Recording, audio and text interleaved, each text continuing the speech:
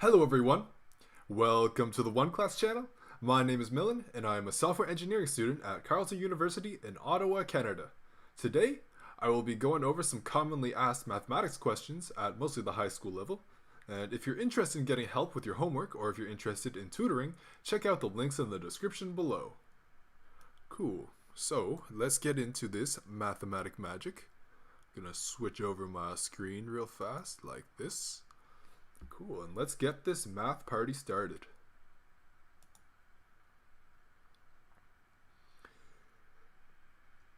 Okay, so the first question that we got on the menu today is fairly straightforward. It's asking us how many fluid ounces are inside 1 gallon.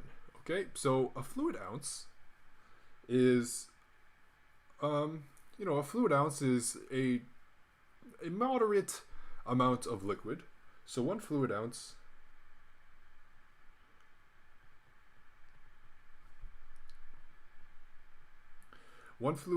is a measure of volume.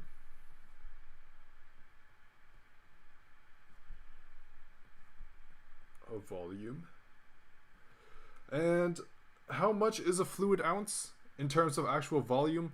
Maybe a mouthful, maybe a small mouthful or a half mouthful of liquid. So around a mouthful. A small mouthful.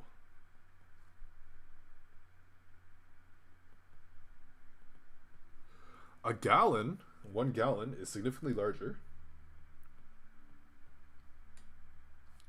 This is another measure of volume.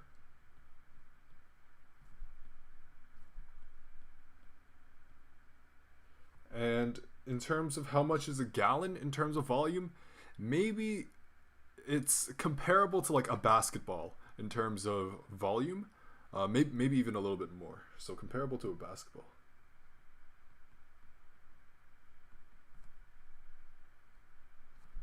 A basketball. Around the same size. Of course, it's not going to be like perfectly on the mark, but it's similar. So to convert between the two is a factor of 128. Okay, so if you want to go, if you want to do a conversion, because just knowing how many fluid ounces are in 1 gallon, that's good and all, but it's better to be able to do the conversion. So let's say we want to do fluid ounces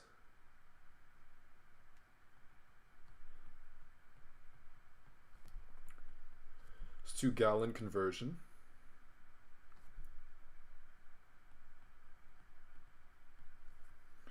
So we will take our fluid ounces value, and that will be, let's just call that x for now, because of course it's going to be what you sub in yourself. So let's say we have x.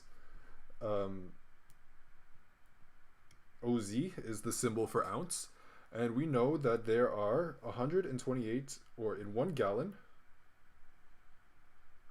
we have 128 ounces.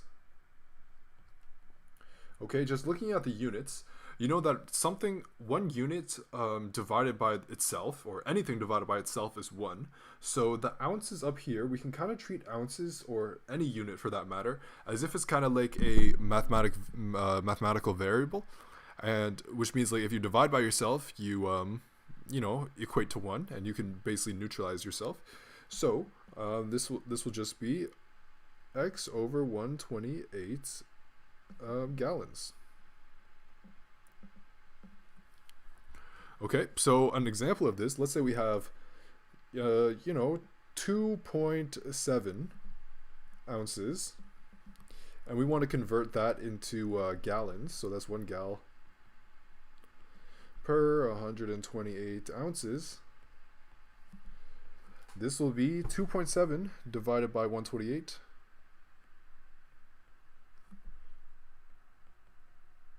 Gallons. And asking my handy dandy calculator that, because I don't know that off the top. 2.7 divide 128, and that is 0.02109 gallons. Okay, so that'd be how you convert a certain number of fluid ounces to a gallon. You just divide by 128, and to go the other direction for gallons to go to fluid ounces, so converting gallon to fluid ounces, conversion,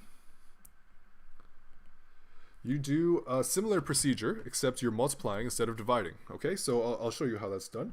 So let's say we have X gallons. Oh, no, we're starting, wait, never mind. We are starting with gallons, so X gallons.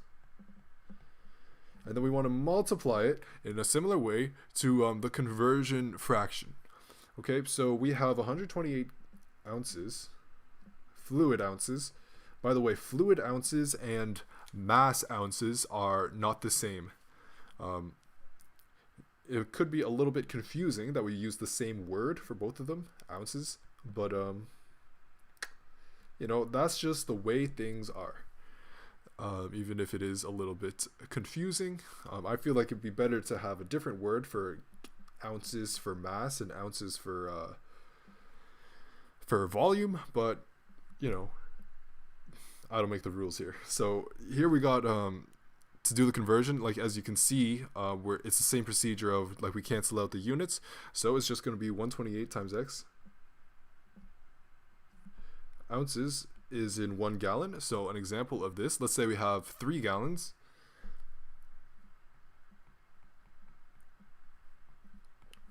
Well, we're going to multiply that by our 128 ounces per 1 gallon. And you can see that, you know, the gallons cancel out, leaving only the ounces left. So we have 3 times 128.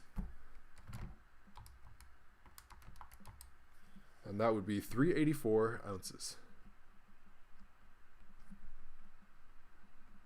Okay, so that would be how you do conversion between fluid ounces and gallons. But you can convert between any unit that measures the same property, as long as you know their conversion factors. And then just looking at the units, you can tell how these conversion factors should be used. Okay, so this procedure, like we did this for fluid ounces and gallons, but any two units that represent the same property, you can do this procedure on. So if you're doing mass, you can do kilograms to pounds if you wanted to. That's a common conversion. You can do kilometers to miles. That's another common conversion. You could do light years to millimeters. That would be another conversion. Probably something that you won't see, but it is possible. Nothing's stopping you. You can do that math if you want to. And yeah, that'd be exactly how you convert between your units. Just know these unit conversion factors, set up the units properly, and they should just leave you with a single unit on your output. Okay, so yeah, that's a fun time. So the above solution is good, however, could be enhanced with some examples of conversion between ounces and gallons.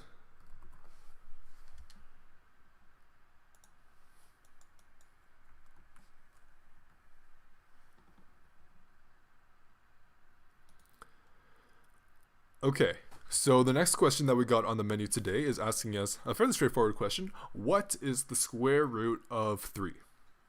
Okay, so here we have the square root of 3, and I mean, it is a fairly straightforward answer. We just say like, okay, this is something that you want to put into your calculator. So this is going to be just approximately 1.73205, on and on and on and on. It's a very long irrational number. Means if you wanted to write this out completely, it would legitimately take you forever, because there is no last number to this. So you'd be writing for quite some time, and you probably would never finish it. But you know, this might seem like it's a very simple question, but the general procedure that you want to use for roots is like this. So let's say you have a root a under the root, and we know that we want to try to factor this as much as possible. So try to factor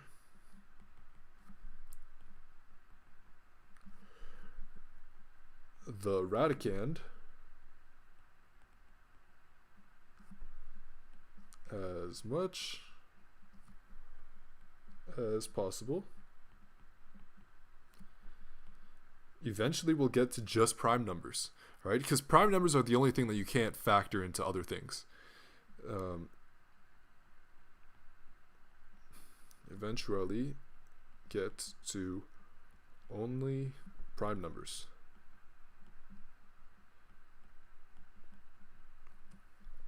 Okay, so suppose that we have so A is not prime. A not prime. A equals, let's say, B times C. You would get square root of A is equal to the square root of B times C, and this is equal to the square root of B multiplied by the square root of C. Now, this is like the general procedure that you want to follow when you have radicands and you want to simplify them. And this way, you're just going to get prime numbers under the root. And some of these numbers, like let's say B was, like let's say A is 20, and then we had 5 and 4 for B and C. You know, the square root of 4, that could be simplified to 2. And that would be the answer to there. It would be like 2 times square root of 5. Okay, but in this case, since everything under the root is a prime number, we have to leave it that way. So if the radicand is a prime number,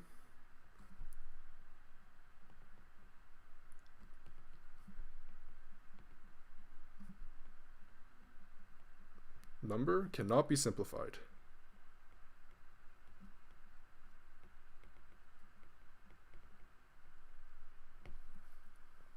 Okay, and yeah, so since 3 is a prime number, we're kind of just stuck to where we're at. So anytime we get to like a prime number under the root, you really just leave it that way and send it to your calculator. If you actually need to get a numerical answer, let's say you're in like in a situation where you need to write out like a particular measurement or something, you want to have like an actual decimal for that. But if you're in more of like a pure math area and you want to leave as much precision as possible, leave it as the root. Okay, so yeah, exactly. So the above solution is good. It's good. Comments on simplifying radicals and how that can't be done with root 3 would be good to add. Okay, cool.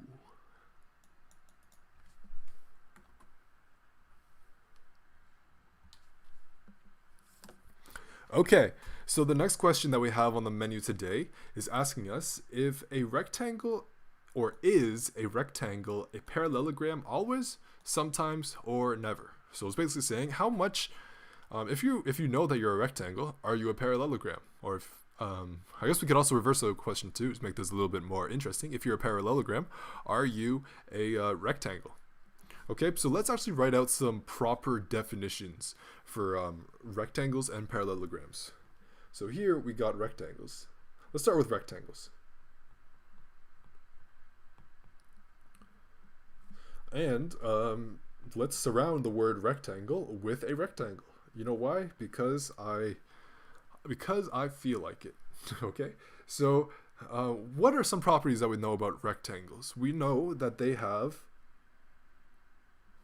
got 4 sides, and each angle, this is important, each angle mandatory 90 degrees. Angle must be 90 degrees exactly. Okay, so, you know, as we can hopefully see from our little rectangle drawing here, we got 90-degree angles. Those are perfect corners in every single one of those corners. We got a 90-degree angle, so, yeah, as we can see, that's got to be the case. Each angle must be 90 degrees exactly. We have two pairs of parallel sides.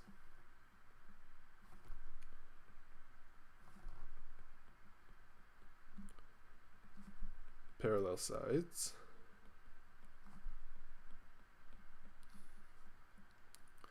And two pairs of sides with equal side length.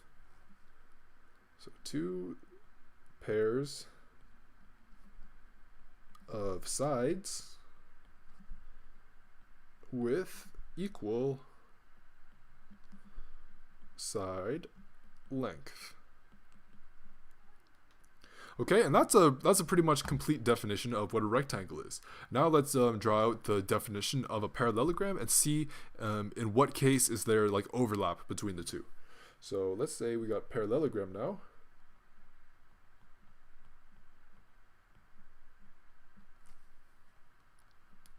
Okay, let's see if we can, so we have a shape for a parallelogram. Not quite, I guess I'll have to improvise. Pardon my lines not being perfectly straight. Okay, but we, you know, as you can see, we have an angle like that. We still got like four sides. Another way we could say that is it's a quadrilateral. These are different types of quadrilaterals. These are different members of the quadrilateral family of shapes. Quadrilateral, quad, four, lateral, sides. Yeah, quadrilateral family, these are two members of it. Okay, and each angle, okay, in parallelograms, there are no requirements for angles. Okay, so they could be 90 degrees, maybe. They could also possibly be, 70 degrees. They can be 122 degrees, but all angles must be less than 180 degrees.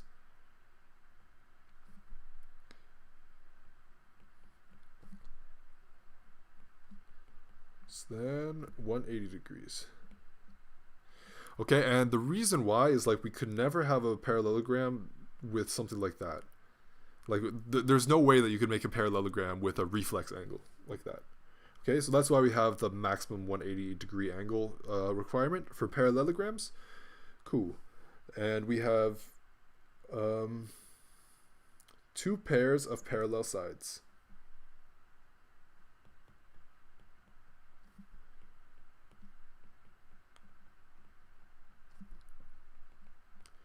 Two pairs of parallel sides and two pairs of sides with equal side length. I mean, that's kind of like another requirement. Like the requirements are kind of related to each other because you can't have two pairs of parallel sides unless you have two pairs of equal length sides.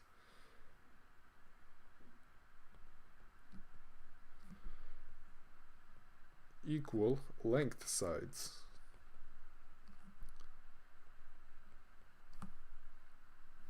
Okay, now let's think about how these two are related. Is a rectangle a parallelogram? Well, the definition of a rectangle perfectly fits in to the definition of a parallelogram. So we can write that here. I'll write that in a different color to make it more clear.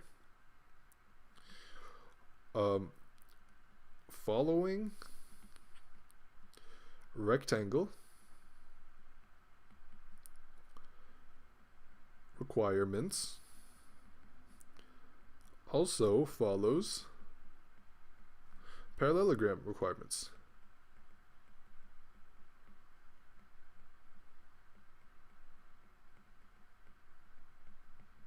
Okay, so rectangles equal parallelogram.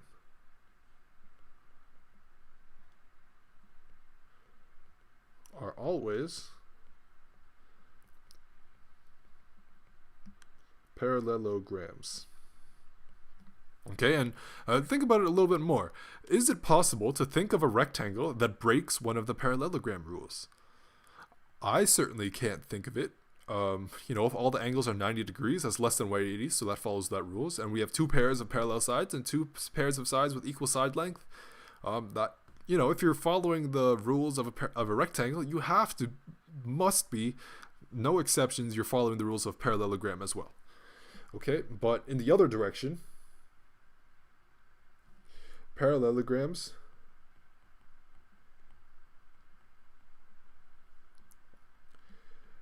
can have non-90 degree angles.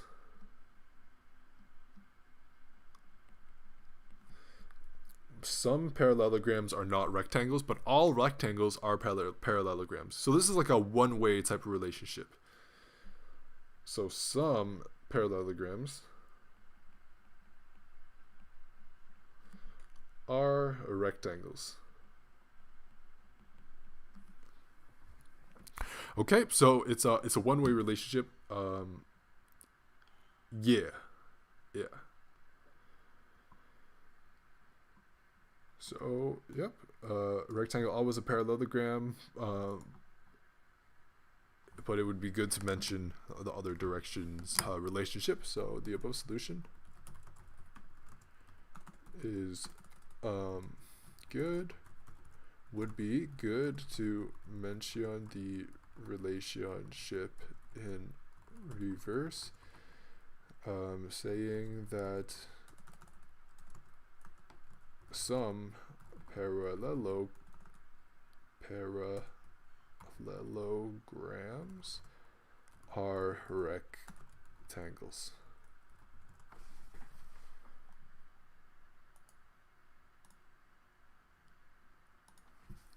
Cool.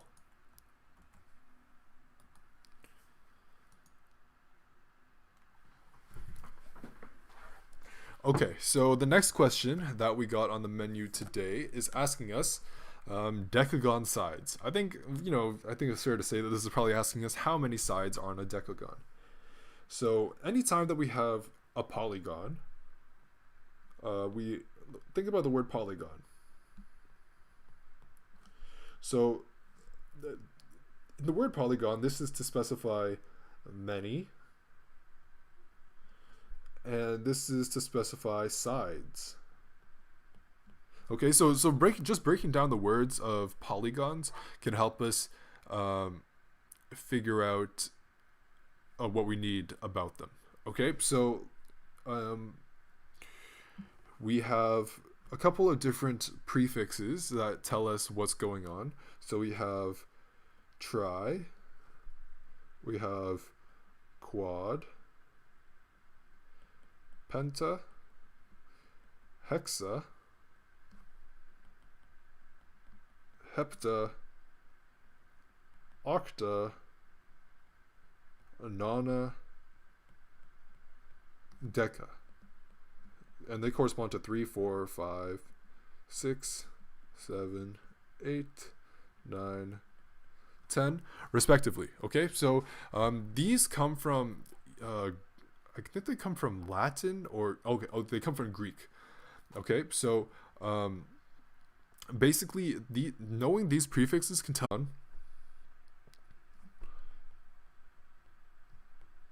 decagon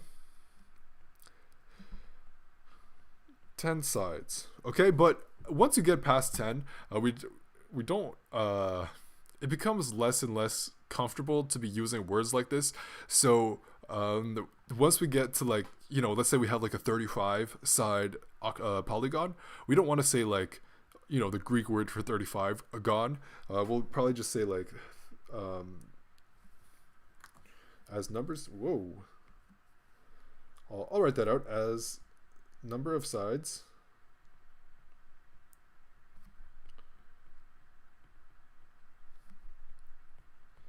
gets bigger,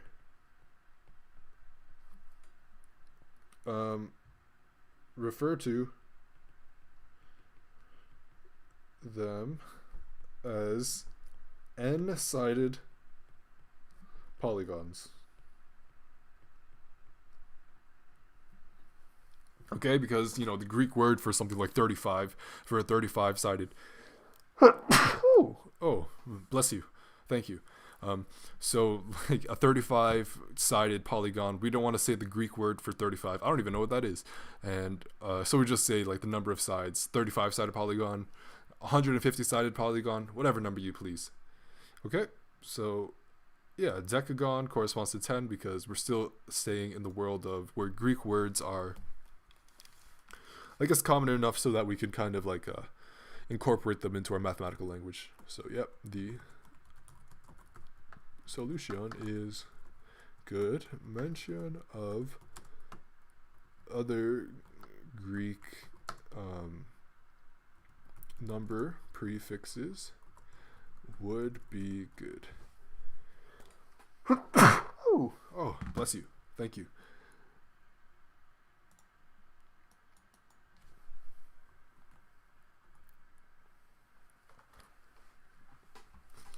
Okay, so the next question that we're asked, we got on the menu today, is asking us, how do we find tan to the -1 of -1 without a calculator? Okay, so there are a couple of different ways that we can interpret this. Okay, so I'll write this out.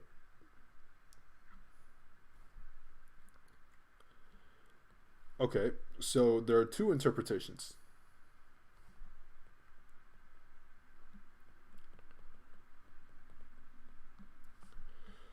So this is, we have one, which is the inverse operation.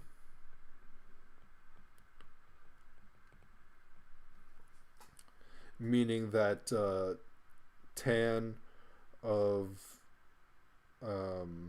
let's say x is equal to -1. X is equal to tan inverse of x. But typically it's better to write it as arctan, like this.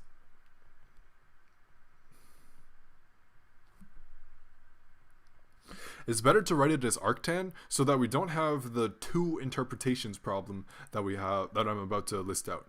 Okay, so this is one. It's better to write as arctan if we're doing the inverse operation. Okay, and another interpretation is with the reciprocal interpretation.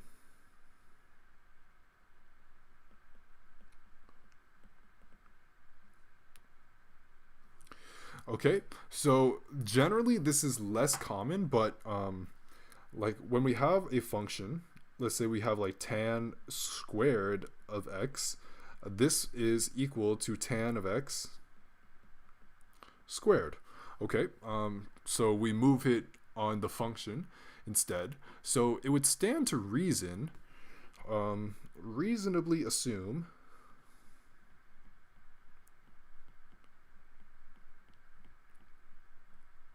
that tan to the power of -1 of x is equal to tan of x to the power of -1, and this is the same as saying equal to 1 over tan of x. Okay, and this is often written as cotangent of x. Okay, so you can see generally it's not great to write your functions like this, especially with like trigonomic functions to the power of -1, because we can interpret it two different ways. It would be better to write arctan or better to write cotangent so that there is no opportunity to get this confused.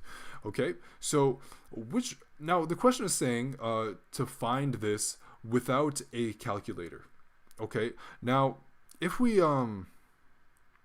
just do it this way with the reciprocal interpretation, that's gonna be quite difficult because it's basically saying like at an angle of -1, what is the rise over run?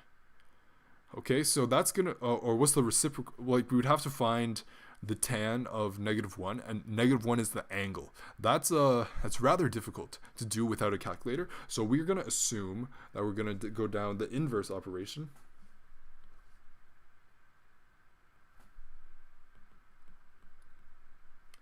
Assume this way.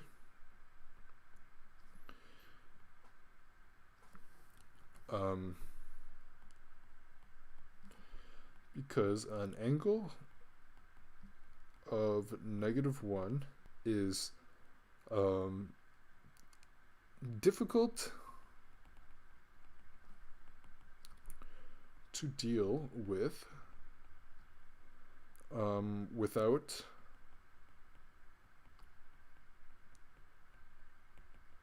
calculator. Okay, but in general, when you see -1 or to the power of -1, in general, it's gonna be more it's much more likely that there is going to mean the arc operation, so like arc sine, arc cos, arc tan. But you know, sometimes just because of this rule, like you can sometimes argue that it means the reciprocal. So stay ready for that. Okay, but in general, it's going to mean the arctan when you have the -1. Okay, so let's actually see what this means. So this is saying that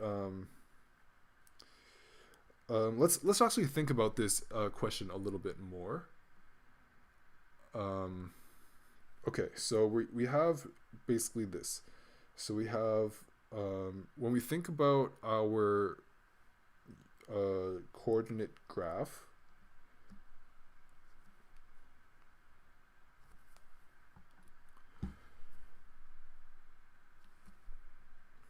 like this, we have x and y, and let's also think about a right angle triangle,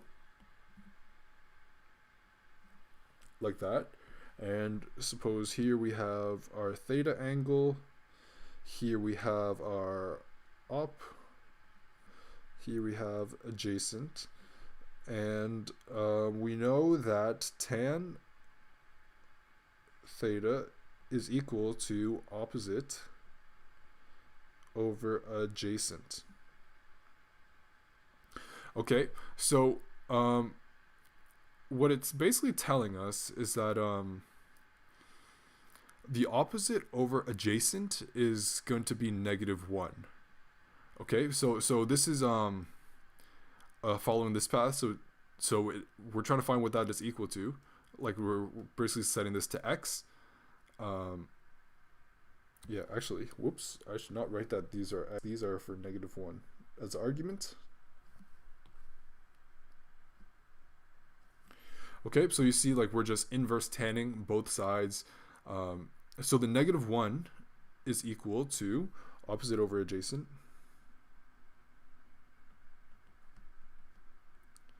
equals -1. Okay, so we want to find the minimum angle where this is going to be true. So there are two options. There's either like we're either going to have op as 1 going this way and adjacent as -1 going this way, or we're going to have +1 and -1 for the angles. Okay, so we're looking for wherever the angle it makes so that we get either one of these. Either we get rise, so either rise 1, run -1, or we get rise -1, run 1, and this will make opposite over adjacent equal to -1. Okay, so if we want to make if the rise is 1 and the run is -1, let's actually highlight that in blue.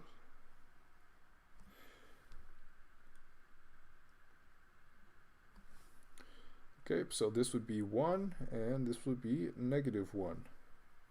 Okay, and you know, our related acute angle is this, but our actual angle comes from there.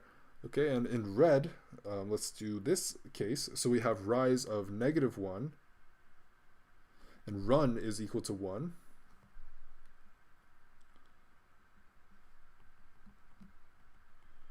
And this would be the second case, and our total angle would be that, and this is our related acute angle, our AA, and I'll go back to blue and write that in here as well, RAA. Okay, so as you can see, since regardless it has to be you know, the magnitude of the rise and run are the same, we know that the angle has to be 45 degrees. So any triangle that looks like this, or I'll actually write out that the magnitudes are the same.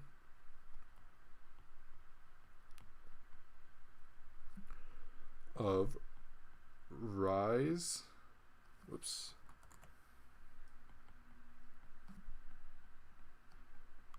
Run must be the same. Oh, magnitudes meaning like if you just convert it to an absolute value. So this is the magnitudes of those are the same. Must be 45 degrees for the related acute angle. Okay, because we know that when we have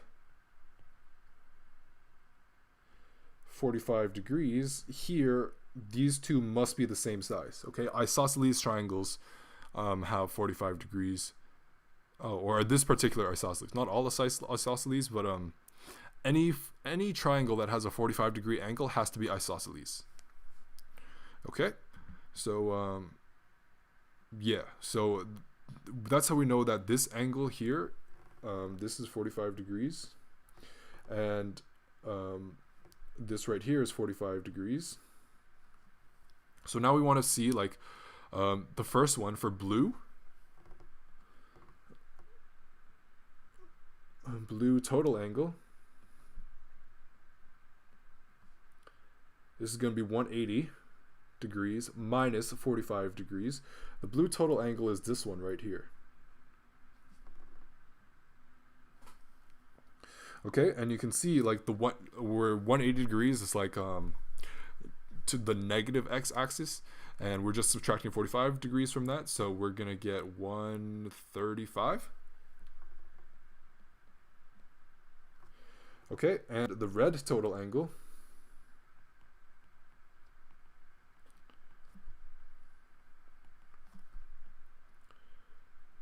which is this guy, this is just 360 minus 45 degrees. Okay, so it's like basically we're doing a whole loop, but then just reverting the 45 here. So that would be 315. Yeah, 315 degrees. Okay, so those will be our two answers, 135 degrees and 315 degrees. Okay, so another way that we could write 315 degrees, you could also just say this is negative 45 degrees, because that's like, this is our zero angle. Okay, so just remember your, typically you're going to go for the inverse operation when you see to the power of -1 most of the time, but sometimes it can be ambiguous and we might need to go the reciprocal route. It really depends on the context. And then once we realize that we're doing the arctan, the inverse operation, we know that the ratio between the opposite and the adjacent is 1, or is -1. So we know that their magnitudes have to be the same, and that one of them is negative. We don't know which one, so we have to give the possibilities for both of them. We can have is negative and the run is positive, that's the red one, or we can have the case where the rise is positive and the run is negative, and that's the blue case. And we have to have both of those options. And pretty much in any trigonometric situation, you're gonna have, and you're thinking like in the more than in the whole 360 degree playing field, you're generally gonna have two answers anytime you have like an inverse operation. Okay, so yeah, hopefully that helps clear things up in this question. And oh, they also, so this is like the angle relative to relative to just like one cycle, but we also know that we can have many, let's say you want to have an angle of like 3,600 degrees, like 10 whole revolutions, and then you start recording the angle. That's another possibility. So it would actually be even more correct to say that blue total angle, this is going to be 360 degrees to the power of n plus 135 degrees. And then n is an element of the integers. Okay, so n can be any non-decimal number, 1, 2, 3, 4, 5, 0, -2, anything like that. Okay, and it's all going to work out. And we got to add that same type of factor for our red term, but we can really just do not minus the 45 degrees, because that's just as valid to write. So we can just do 360 degrees times n minus 45 degrees, and n is an element of these integers. Why is it written as a z? I guess I is maybe too confusing with the number 1, so that could be why. Okay, but yeah, so we do have to consider as well you know, over rotations. Like, you already spun around 4 times before you're taking this angle, but it should all still work out the same. You just have to add this little term here. They converted it to radians, but of course it's pretty much the exact same thing. Okay, so awesome.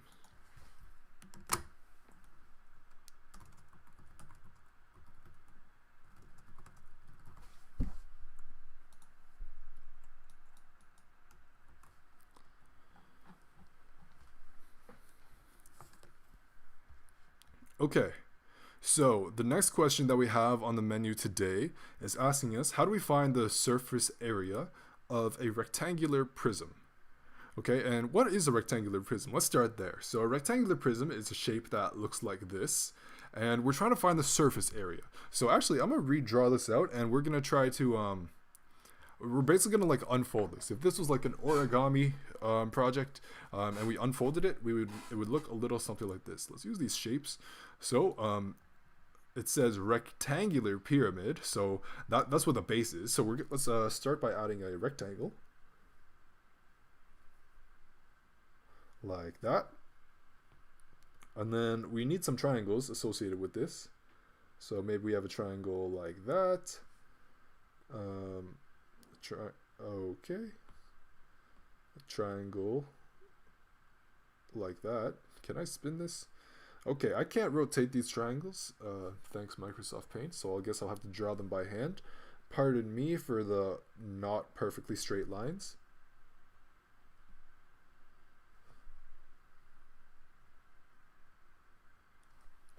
Okay, but you can see, like, if we were to unfold this rectangular pyramid, we would get a shape that looks like this. Kind of looks like a kite, kind of.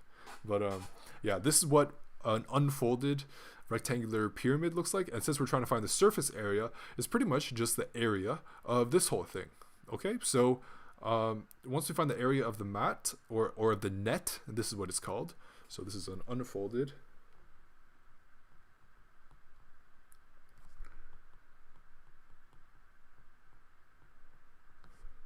prism. Okay, so we have 5 sub like 2-dimensional shapes that make up one 3-dimensional rectangular pyramid, and if we find the area of all of them individually, we can find the surface area of the whole rectangular pyramid fairly straightforward. Okay, so here let's name our shapes. So let's say this is going to be R for rectangle. This will be T1. This will also be T1, because as you can see, the T1, those T1s are the same triangle. Of course, they're just like upside down versions of each other, but they have to be the same. Okay, so those T1s are the exact same triangle. And then T2, those are the exact same triangle, but they're different from the T1s. So the surface area is equal to R plus 2T1 plus 2T2. Okay, so let's think about some of the measurements that we're gonna need.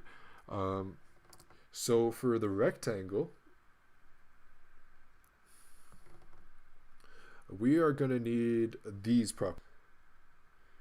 So the distance here, that's one of the things we're gonna need. Let's call that the length, and let's call this the width.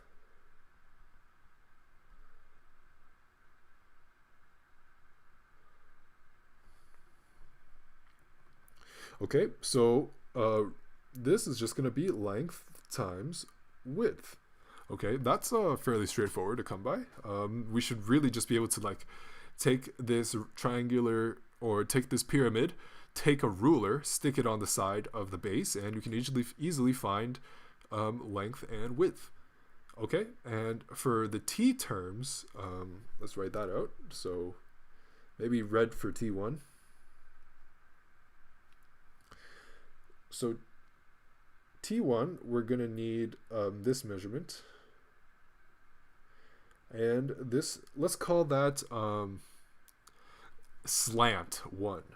Okay, the reason why we want to call that slant instead of like height is because you see, okay, actually, nice. I have this calendar here. So this would be like one of the faces of, like this could be like a pyramid type thing. Or it's like a prism. I guess it's not a perfect model for a pyramid, but it's not the height. The height would be perfectly vertical, but we're actually looking for the slant over here. Actually, I'll make my camera bigger so you can see what I mean. Okay, so you see this is like a triangle here. The slant is this distance right here, but the height would be like if we were perpendicular to the ground. The height from there down, that is not the same as the slant. The slant is the diagonal distance, okay, which is going to be a little bit bigger than the vertical height. So that's why we want to call it the slant instead of the height. Okay, cool. So let's go back to the drawing board. Back to the drawing board. Okay, so this the area of that is the slant times the base, but that's just L. So it's going to be 1/2 slant times base. So this is going to be 1/2 length times slant 1. Okay, and for the second triangle, let's put that in blue.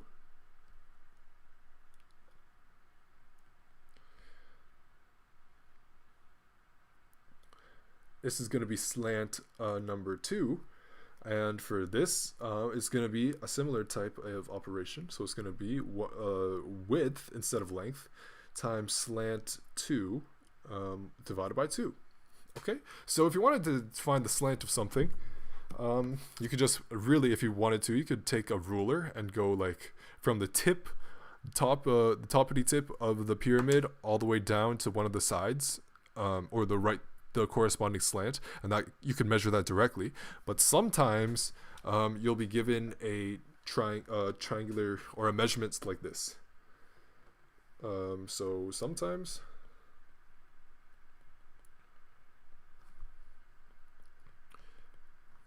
need to calculate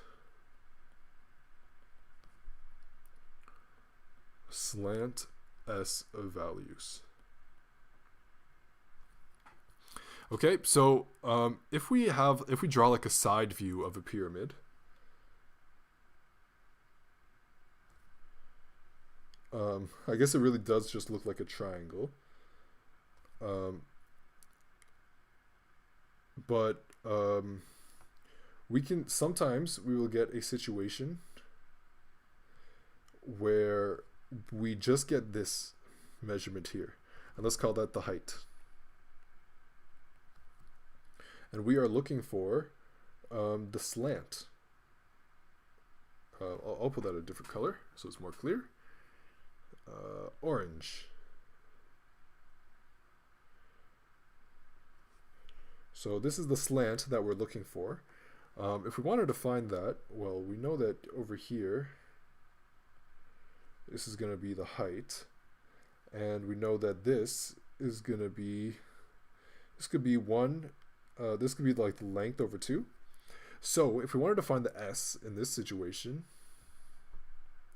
Pythagoras theorem,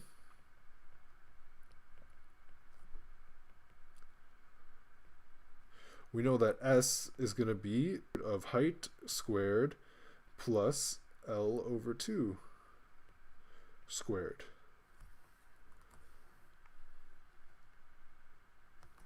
Okay, and that would be your measure for the slant. This could also be I'll write that in a different color, maybe in green. Might also be width over 2 for the other sides.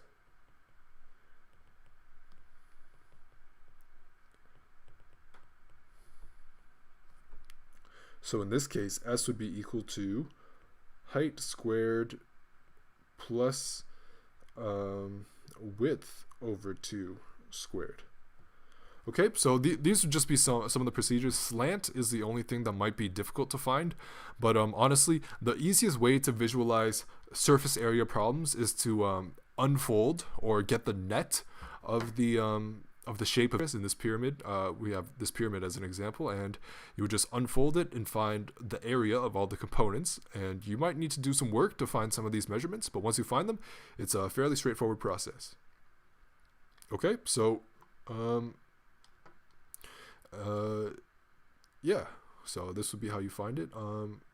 Actually, we can even simplify this equation down even more. Let's do that in purple. So if we do surface area is equal to R, which is L times W. Well, let's actually do them in their respective colors. So we got green for R, LW, that means L times W, plus 2LS1 over 2. Those 2's cancel each other out. And then plus blue, which is going to be 2 over 2. So those 2's cancel out. And we have WS2. Okay, so all in all, we have a final equation for surface area that's going to be equals LW plus LS1 plus WS2. Okay, S's are the slants, length and width are the base measurements of the base of the pyramid, and once you have this equation, you can easily find the surface area. You just need to possibly get the slants in a different way, but you know, it's fairly straightforward.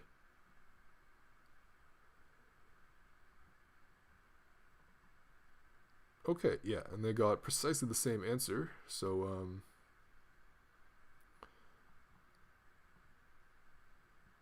yeah, this solution is great.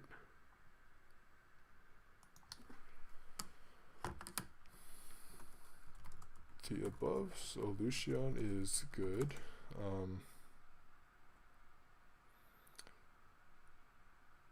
Sometimes slant will be given, and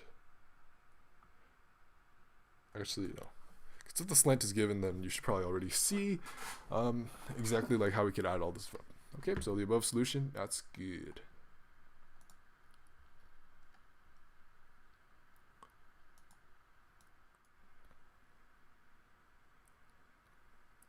Okay, so the next question that we got on the menu today is asking us if a nail is 0.1878 inches thick, how do we get the thickness as a fraction? Which is pretty much just saying, how do we convert this number into a fraction?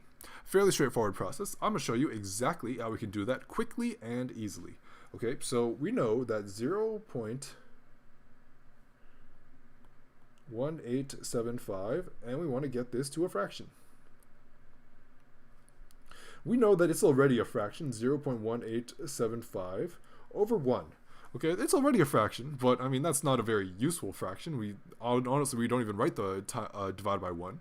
But if we multiply it by another fraction, if we multiply it by 1, but by something else, is always going to be 1, or something divided by itself is always 1. So if you multiply it by 1 by doing something like this, so multiply by 10 over 10, this is equal to 1. Anything divided by itself is equal to 1. If we multiply this by 10, well, we just multiply the top by 10 and the bottom by 10. So we just move the decimal place 1 over, 1.875 over 10. Okay, but we can do that 1, 2, 3 more times. So that's times 10 over 10 times 100 over 10. So that's going to move it over 2, and 1,000 over 10. We can do that, and this will be 1875 over 10,000. Okay, so this is just the fraction rewritten, but we just scaled up the numerator and the denominator by 10,000. So this is the exact same fraction.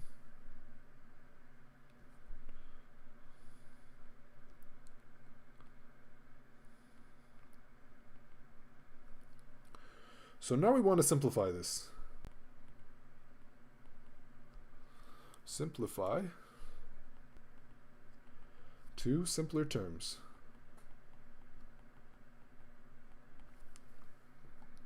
Okay, so we have 1875 over 10,000. We know that, hey, I know the top and bottom, we can factor out 5, right? Because they both end in 5 or 0. So we can do, multiplied by 1 over 5 over 1 over 5. So 1875 divide by 5 just quickly is 375. So we have 375 over 1/5 of 10,000, which is 2,000. Okay, now we can divide by 5 again. Times 1 over 5 times 1 over 5. So this is just dividing the top by 5 and dividing the bottom by 5 again, because it's another term that we can do. So 375 divided by 5 is equal to 75 over 400. Okay, because 2,000 divided by 5 is 400. Okay, of course. And we can do that same procedure one more time. So, we see the top is divisible by 5. The bottom is divisible by 5. Yeah, okay. So we got like 75 over 400 times 1 over 5 over 1 over 5. 75 divided by 5 is 3. Nope, is 15. I'm tripping. 15 over 400 over 5, and I'm pretty sure that's 80. Divided by 5. Yep, absolutely, that's 80. And then one more time, we can divide the top and bottom by 5.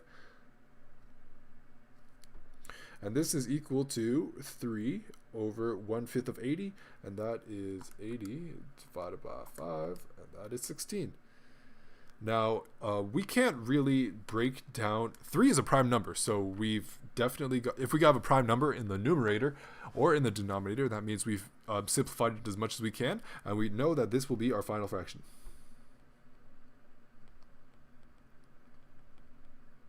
And a nice way that we can check that this is correct, what you can do is you can put this into your calculator, 3 divided by 16, and you will get 0.1875.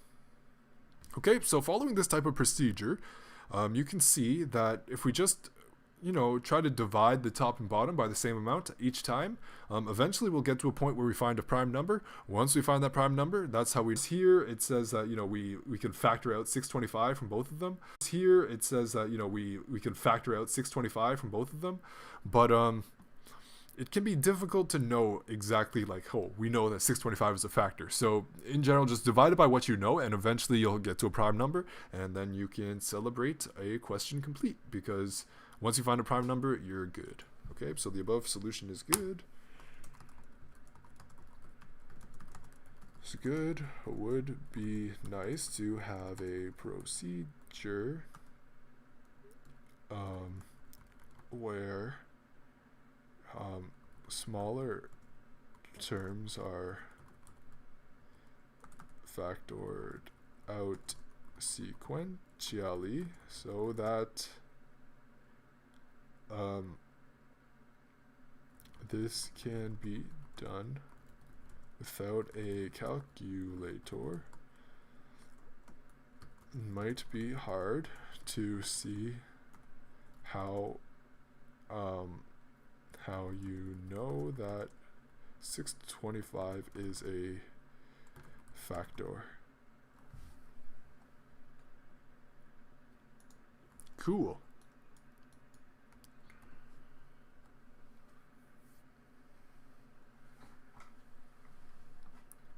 Okay, next question that we got on the menu today is asking us, what is 0.004 as a fraction? Okay, so the first thing I want to mention is percents and fractions. Okay, percents and fractions. Okay, the percent sign in math, this means divide by 100.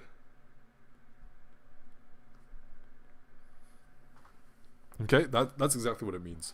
So 0.04%, this is equal, or instead of an arrow, we'll say equals. It's equal to 0.04 over 100. The same way that 1% is 1 over 100. 100% is 100 over 100, so that's just 1. Yeah, so this is like, that's what the percentage really translates to. So let's make this a little bit simpler. Let's scale up or multiply the same number to the top and bottom to turn that 0.04 into just a regular 4. So if we multiply the top by 100 and multiply the bottom by 100, we will get 4 over 10,000.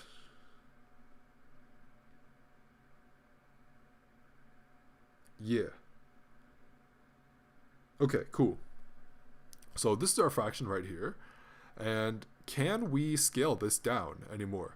Well, we can divide the top by 4 and we can divide the bottom by 4. So how we can do that is we can do times 1 over 4 over 1 over 4.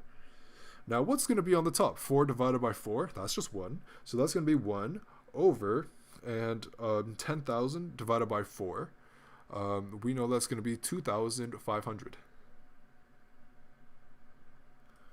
Okay, so if I go into my calculator and if I do 1 divided by 2,500, I get exactly that. I get 0.04 percent. Okay, so this would be 0.04%, 0.04%, which is equal to 0.04 over 100, which is equal to 0.0004. Okay, so the percent really just allows you to eliminate 2 of your leading zeros in the decimal, or it allows you to essentially multiply by 100, and the percent sign is just saying like it's been scaled up by 100. Okay, because like 1% is equal to 0.01. It's just easier to draw a percent than it is for 0.0. Okay, so that would be how you convert 0.04% to a fraction. Okay, so yeah, the above answer is precisely correct.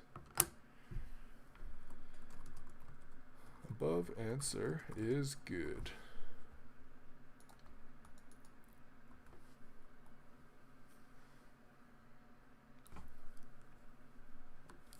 Okay, so the next question that we have on the menu today is asking us, how do we convert 15 liters into gallons? Or how many gallons are there in 15 liters? Okay, so first thing that we need to know before we handle a question like this is the conversion factor. Conversion factor.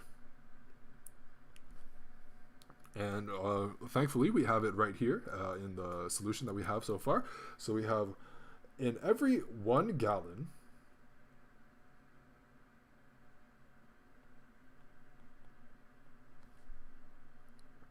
we have 0.264172 liters.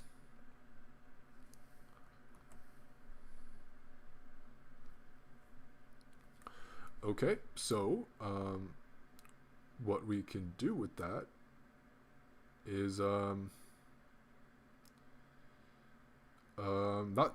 that's not right. That's backwards. Okay, so this is actually, oops, because a gallon is bigger than a liter, right? Because a liter is maybe like the volume of like a big bottle of juice, but a gallon is going to be like a jug of juice, and jugs are bigger than like a single liter bottle. Like a single liter, you could probably drink, like it's reasonable for one person to drink 1 liter of like juice,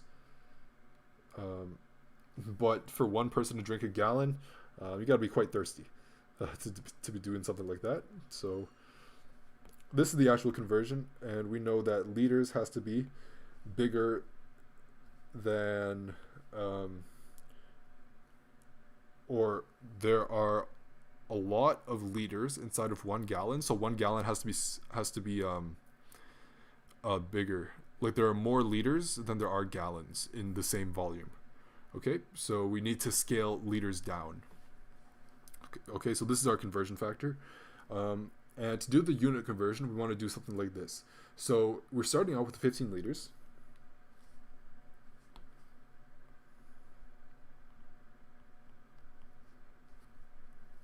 And we want to multiply that by 0.264172 gallons per 1 liter. Okay, you see the liter down here and the liters up here, they cancel each other out.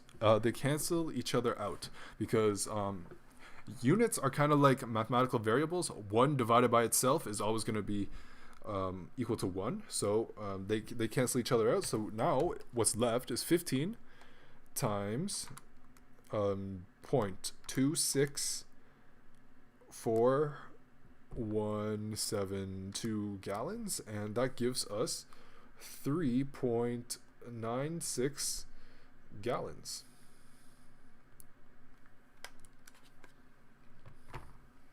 Okay, so I guess they went a little bit harder on the decimals, but yeah, that's precisely what we get for gallons. You just got to make sure that you use the proper conversion factor, and that maybe you think about your conversion factor before you use it, because here in the solution we are given that liters is smaller than gallons, but really, or to get like here you would multiply liters by like you would multiply liters by a number that's less than 1, so you reduce the number of liters to get to gallons. Basically, like a gallon has multiple liters inside of it, so it should be the other way around.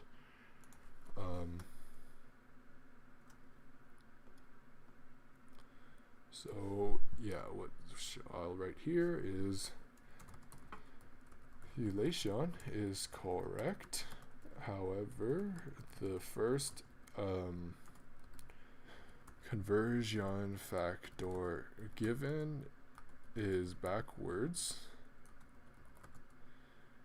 0.264 gallons in 1 liter, not the other way around. Now I've been spelling liters R-E, and here it's E-R. I live in Canada, so a lot of words that end with E-R are spelled with R-E in Canada. I think it's to be good to our French neighbors, but you know, different countries spell different words differently.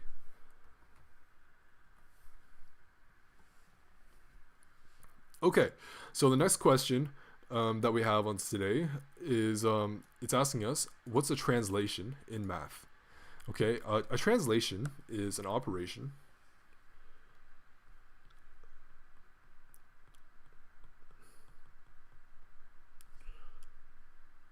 in math. So translation is an operation where a thing is moved from one place to another. There is no rotation no reflection,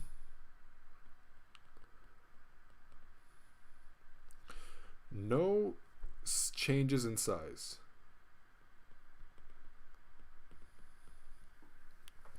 Okay, exactly. So the initial of where you start is called the pre-image.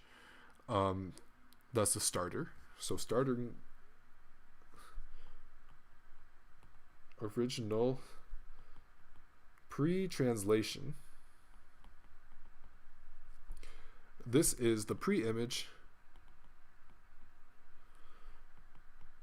and the post-image, this happens after translation.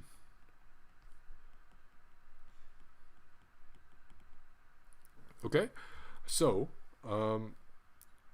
I'll do a nice example of a translation in progress. Okay, let's use a hexagon. That's my favorite shape because they remind me of bees. Okay, so this is an example of a translation. So if I take my select tool,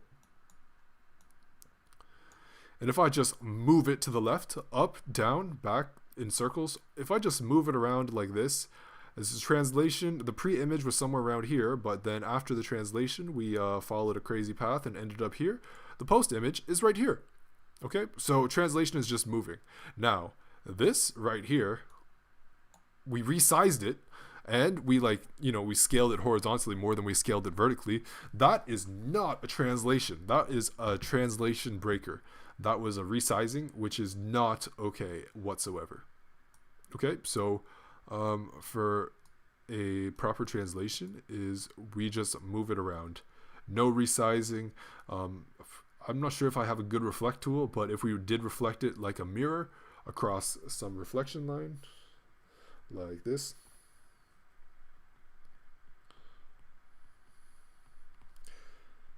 this would be not a translation.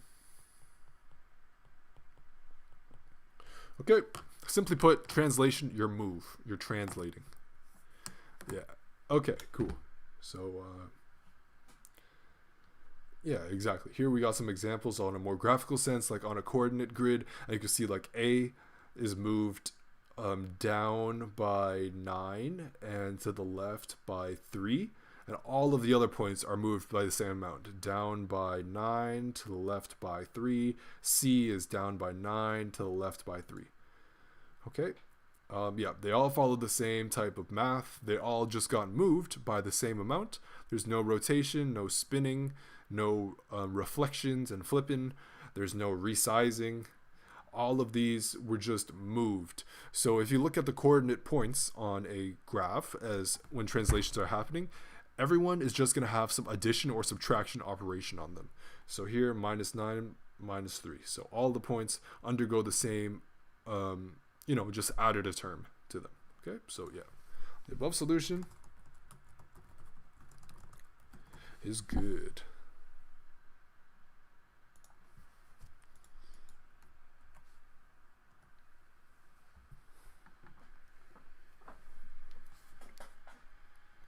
Okay, so the next question that we have on the menu today is asking us, how do we write 35% as a fraction?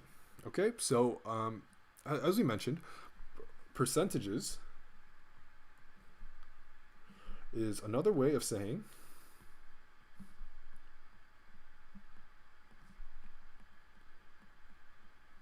divide by 100. By 100. Okay, so 35, whoops, not 30. 35% is equal to 35 over 100. Okay, percentages is the same as saying divide by 100. Okay, I'll rewrite 100. I know that's a little bit messy. Okay, divide by 100. Okay, so this is what we get. And let's say, hey, the top is divisible by 5. The bottom is divisible by 5. So let's factor out the 5s. So this will be like times 1 over 5 over 1 over 5. So we're dividing the top by 5. We're dividing the bottom by 5. And we have 35, 7 times 5. I remember that from my times table. So we have 7 over 20. 7 is a prime number. So there's really no way that we can factor this out anymore because 7 is prime, so we're kind of stuck here. And if we look into our calculator, if we do 7 divided by 20, we get 0.35. Okay, so that's exactly what we expect, because that is the same as 35 over 100. So this would be the fraction of 35%.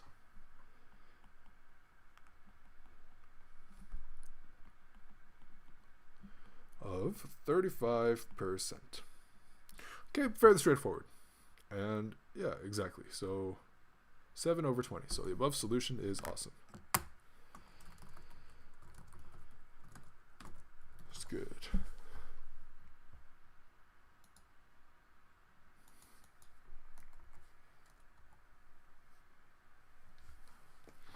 Okay.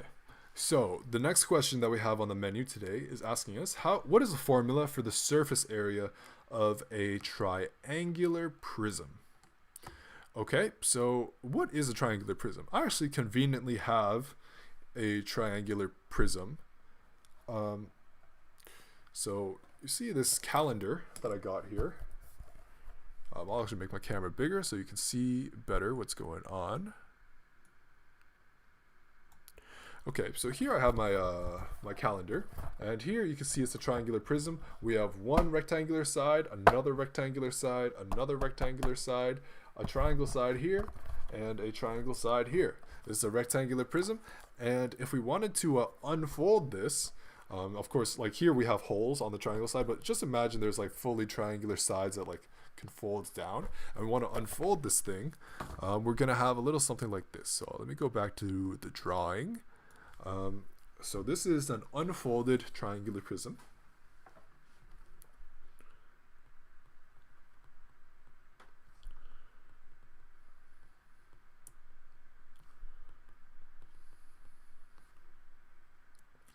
Okay, so we're going to have a couple of rectangles like this.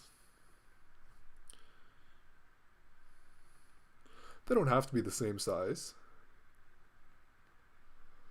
And then we're going to have some triangles like this.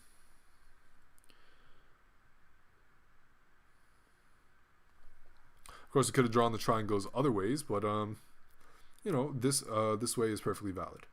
Okay, so this is an unfolded triangular prism, and let's give some descriptions to some of these lengths. Okay, so the first length, let's put this in green. That will be constant for everyone. Is here. So this, let's say that this is the length. I just want to make sure that they use the same length here. Okay, yeah. This is the length. Let's put that with a cursive L. Okay, and we are going to have a couple of different slant sides because we don't know if it's going to be like an equilateral triangle. Like here on my calendar, we have an isosceles triangle, but we could have some, like, it is possible that we have triangular prisms that have sides that have you know, those triangles have completely different unique side lengths for everyone. Okay, so let's say that this is going to be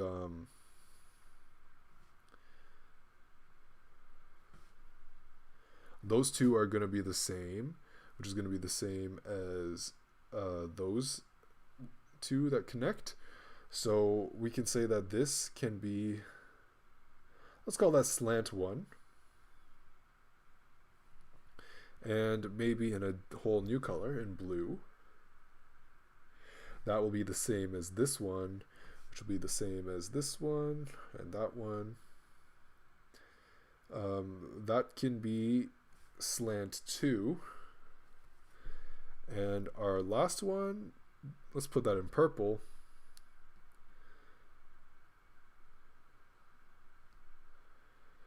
Let's call that slant number 3. Okay, and that's going to be those two. And that one right there. Okay, so those are all going to be the same length. Okay, now these slants are, if you actually have a rectangular prism, it's fairly straightforward to measure them. So an example of a slant, I'll make my camera bigger again to show you on the physical model.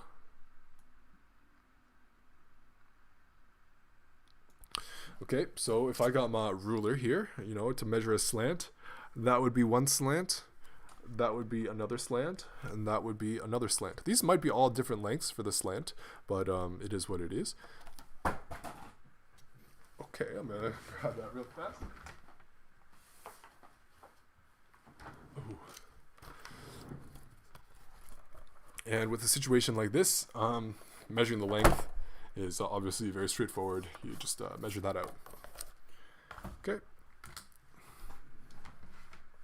Sometimes you won't be given the slants though, and you'll need to calculate them. And you can do that with a procedure like this. But let's say we do know the slants and we want to write an equation for this.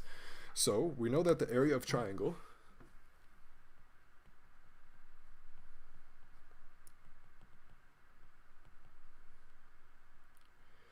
which is base times height over 2. But we don't know the height of the triangle, right? Because the height of the triangle, we're only given the slants, which is not the same as the height. Okay, so well, another property that we're going to need, let's put that in orange, is the height, which is going to be from here to here. Okay, so that's going to be the height, and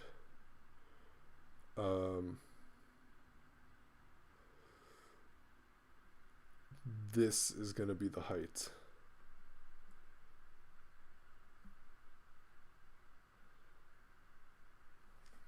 Okay, now as you can see, it's a little bit uncomfortable to look at when you have it arranged like this. But in general, you just want to somehow, some way, find the area of like these triangles individually, and then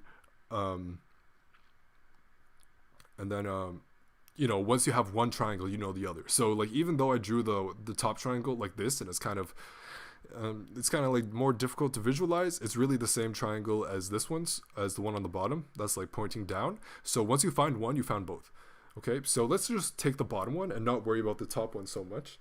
And we know that the area of this triangle, let's actually label these sections. So this can be T1, or just T, because the triangles are the same. So T, and this can be R1,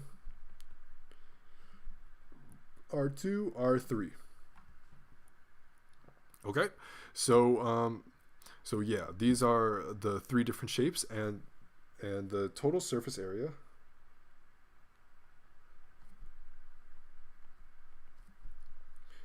is equal to R1 plus R2 plus R3 plus 2 times the area of a triangle.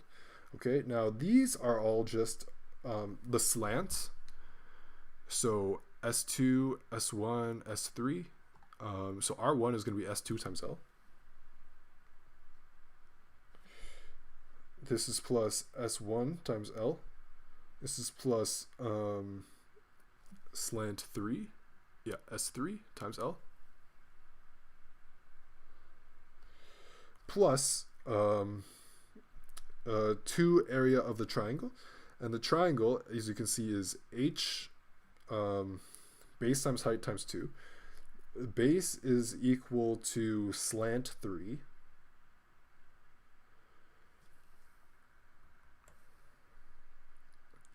S3, and height is equal to, well, okay, let's imagine this. Okay, so here we have H, and here we have like in total we have S3, so just halfway is S3 over 2. So get with the power of Pythagoras, we know the slant is going to be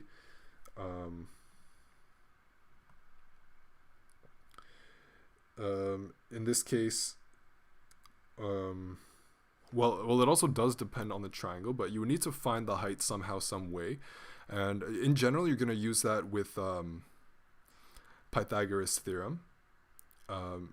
So this is going to be one of the slants over a fraction of the slant. So this is going to be over 2 for an isosceles triangle. Let's actually use an isosceles triangle because that's just going to be easier for the calculation. But if you have like a more irregular triangle, you're going to need a more thorough investigation on that triangle. Okay, but regardless, all triangles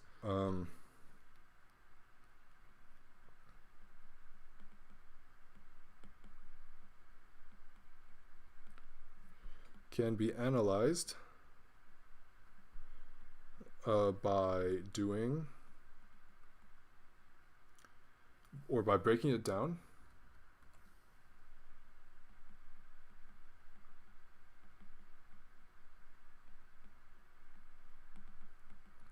into 2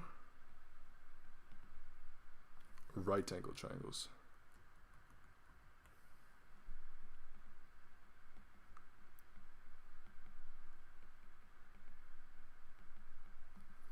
Okay, so you will need, this will be very context dependent.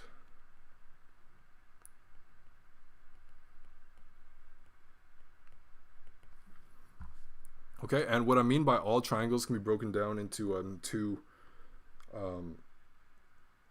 right angle triangles is, even if we have a triangle that looks as crazy as this,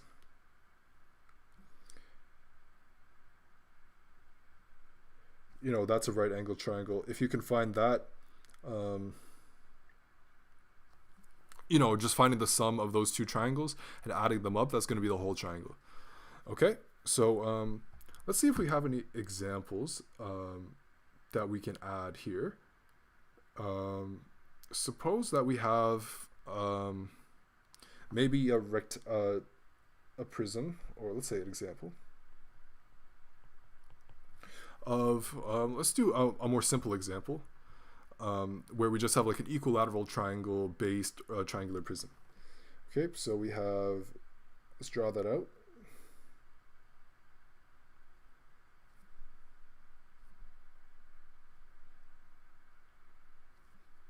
Okay, and let's say this is our slants are all the same, and let's say this is our length, and those are going to be let's say that is 10 meters and the slant is equal to 3 meters. Okay, so if we want to break this down into finding the surface area, so find surface area.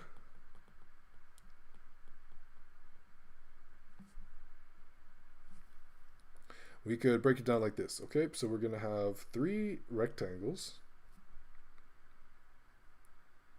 and we're going to have our triangles. Okay, we know that these are all the same length, and that's just 3 meters. And we know that right here, this is 10 meters. Okay, so this is our R1, R2, R3, and this is our T. Okay, so our surface area is equal to R1 plus R2 plus R3 plus 2 times T. That's a T as well. Okay, so let's find the area of our rectangles, and they're all the same. So they're all 3 meters times 10 meters. So this surface area is equal to 3 meters 10 meters plus 3 meters 10 meters plus 3 meters 10 meters plus 2t. So the surface area is equal to 3 times 3 meters times 10 meters. That's 90 square meters. And that's just from the rectangles, and this is plus 2t. So this is just from rectangles, from our values. Okay, now let's get the area of T.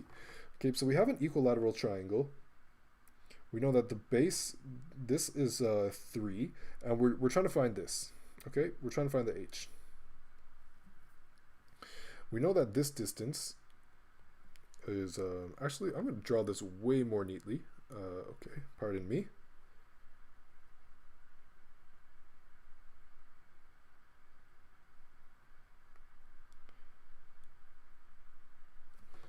Okay, so I'm gonna draw this like this triangle right here. Much better, much better. Okay, so we know that this length, 3 meters, which means that perfectly halfway through here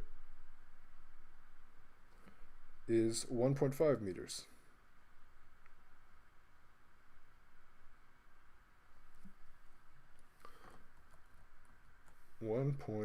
.5 meters.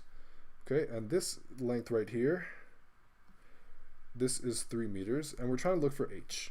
Okay, now we know from Pythagoras' theorem that h is going to be the square root of 3 squared minus 1.5 squared. Okay, so that's square root of 3 squared minus 1.5 squared, and that is 2.598 meters. Okay, and we know that the area of the triangle is base times height over 2 is t. Our base is 3 meters. Our height is 2.598 meters divided all by 2, and the area of a triangle is going to be that times 3 divide 2 is equal to 3.897 meters squared. Okay, cool. So now if we want to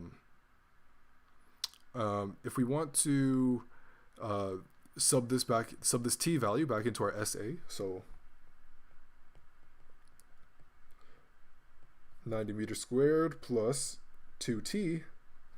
We know that 90 meters squared plus, and we know that t is now 3.897 meters squared. We can add that up. Times 2 plus 90. And our total surface area is going to be 97.79 4 meters squared. And that would be our final answer for the triangular prism, this triangular prism with 10 meters and equilateral triangle based area. But of course, if you didn't have a triangular based prism, or if it was not an equilateral triangle, we would have different calculations, but you can see the general procedure. You want to unfold it, find the individual areas, add them up, and then you'll get your final answer. Okay, so in here, the above solution is good, or the above solution does not consider the case where there is triangle of the prism is a has 3 unique side lengths. An example of the calculation process would be good.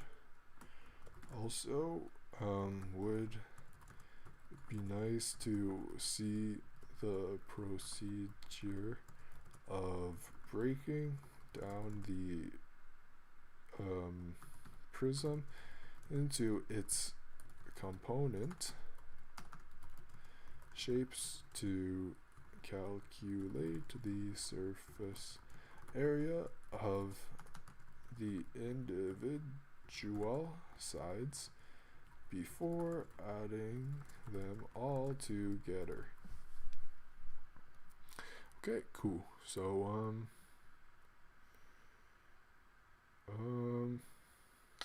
not sure if I'm too comfortable with this solution. I'll leave it at that. Okay, so do need to wrap this up because time is a little bit tight in terms of things going on. But let me switch over my camera real fast.